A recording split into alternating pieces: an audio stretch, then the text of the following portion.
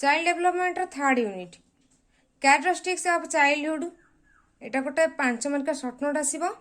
ए unit रो process of socialization child development रो विभिन्न प्रकार पीरियड एटा हला हमर लॉन्ग क्वेश्चन दीटा जाक लॉन्ग क्वेश्चन आसीबो बाकी सोशियो कल्चरल कॉन्टेक्स्ट आउ तार रहला 3.5 टा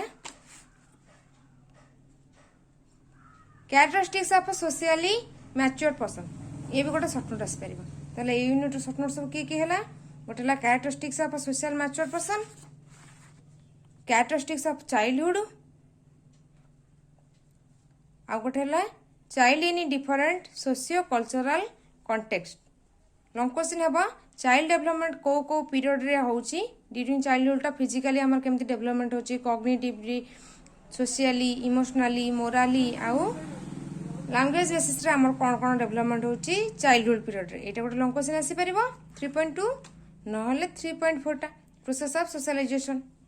एटा भी गोटे लॉन्ग क्वेश्चन आसी पारे नहले एटा बेसी बहुत थोड़ा एटा रिपीट हुए कैरेक्टरिस्टिक्स ऑफ चाइल्डहुड नहले एटा विषय पढ़िबा बे unit 3 childhood as a period of socialization socialization रे चाइल्डहुड रो कोन कोन इंपोर्टेंस अछि कोन कोन कैरेक्टर अछि को रोल प्ले करे से सब विषय रे यूनिट 3 रे डिटेल्स रे डिस्क्राइब हिच प्रथमे पढ़िबा कैरेक्टरिस्टिक्स ऑफ चाइल्डहुड कौन कौन डेवलपमेंटल टैक्स सब हुए आमर चाइल्डहुड पीरियड रे human growth and development is classified into different period which have separate characteristics and feature जितेबाला आमर ह्यूमन रे गोटे ह्यूमन रो जितेबाला डेवलपमेंट हुए से विभिन्न प्रकार स्टेजेस देकी तार ग्रोथ होई थाए ताको आमे विभिन्न प्रकार स्टेजेस को अलग प्रकार डिफरेंट कैरेक्टर को नेकी ताको क्लासिफाई करछे प्लस तमनक सेमानकर अलग स्पेशल कैरेक्टरिस्टिक्स आ फीचर मध्ये अछि study of development is based on 5 classification mainly समस्ते कहते जे आमर डेवलपमेंट चारिटा पीरियड माने चारिटा स्टेज देकी हुए किंतु जेहेतु आमर पिला माँ गर्भरे थिबा अवस्था रे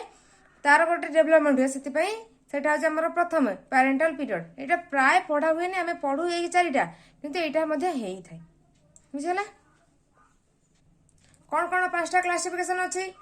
पेरेंटल पीरियड 1 रे 2 रे इन्फेंसी 3 रे चाइल्डहुड 4 रे एडोलेसेंस 5 रे एडल्टहुड एई 5टा स्टेज देई गोटे न्यूबॉर्न बेबीटा तार कंप्लीट ग्रोथ करथाय चाइल्डहुड जेहेतु स्पेशल हमको देइछि चाइल्डहुड रो कोन कोन कैरेक्टर अछि हमको हमें जो 5टा को स्टेज पढ़िले हमर क्वेश्चन टा केवल चाइल्डहुड को नै कि अछि तनकर हमें चाइल्डहुड रो कोन कोन कैरेक्टर अच्छी को डेवलपमेंट से पीरियड रोचे से ही लिखा जी आम क्वेश्चन ही पचार आम से ही लिखा क्वेश्चन जदि पचारा डेवलपमेंट इन्फेंसी पीरियड कौन है कि एडोलेसेंस पीरियड कौन है आम लिखिपर जदि क्वेश्चन केवल मेंशन कर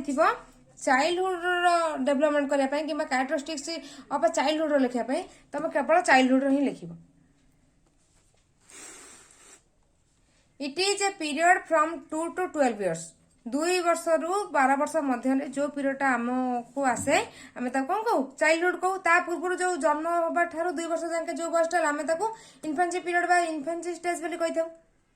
it is marked by early childhood and let childhood ताले चाइल्डहुड को आम दी भाग व्यक्त करछे गोटे होची अर्ली चाइल्डहुड आ गोटे हला लेट चाइल्डहुड अर्ली चाइल्डहुड आमर 2 वर्ष रु आरंभ होई 6 वर्ष मध्य शेष होई थाए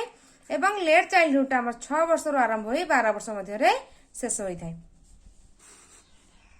In this period, the child undergo physical growth with increase in height and weight, which is slow and steady.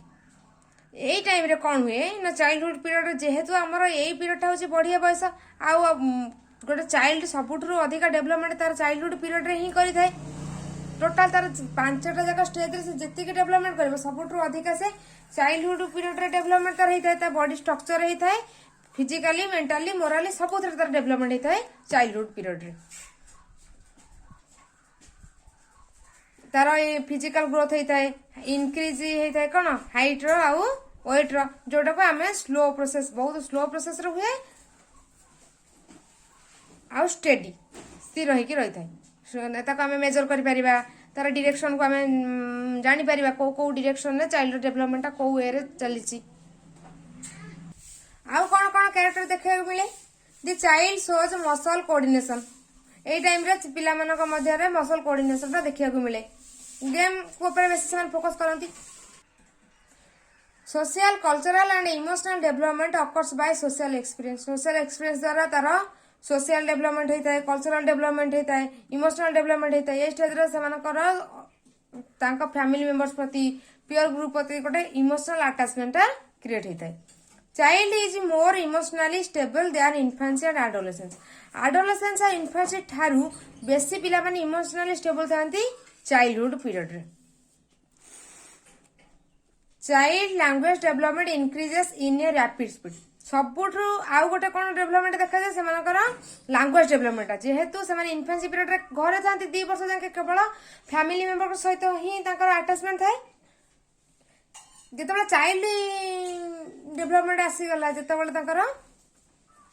Childhood period रे से कौन हो स्कूल जावाक आरंभ करती विभिन्न सांग पिला सहित मिसती तेणु करके शिक्षक किसी पचारे से किसी कहले शिक्षक प्लस सांग मान सहित मिसी लैंग्वेज डेवलपमेंट बहुत अधिक बेगर